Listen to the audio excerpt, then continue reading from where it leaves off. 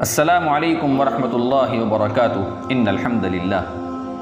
محترم سامعین، اللہ تبارک و تعالیٰ کے ناموں میں سے ایک نام ہے العفو، یعنی اللہ تبارک و تعالیٰ بہت زیادہ معاف کرنے والے ہیں۔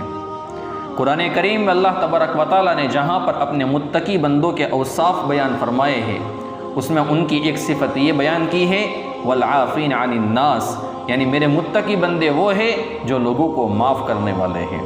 اللہ کے نبی صلی اللہ علیہ وسلم نے دعا مانگی اور امت کو دعا سکھائی، اللہم انک عفو کریم، اے اللہ آپ معاف کرنے والے ہیں، آپ کریم ہیں، تحب العفو، معافی کو پسند کرتے ہیں، فاعف عنا، اے اللہ ہمیں معاف فرما دیجیے۔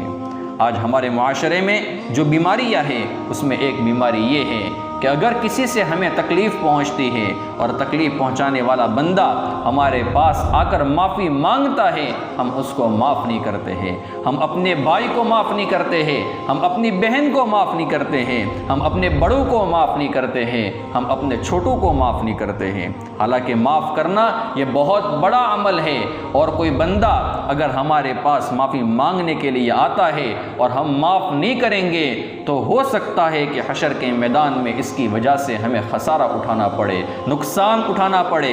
علامہ سیوطی رحمۃ اللہ علیہ نے اپنی کتاب البدور الصافرہ میں ایک روایت نقل کی ہے۔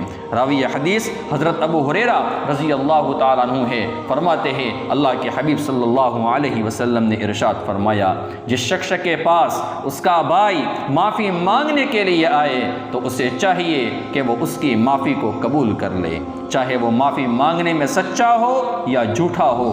اگر اس نے ایسا نہ کیا تو وہ قیامت کے دن میرے حوض کے اوپر نہیں آ سکے گا۔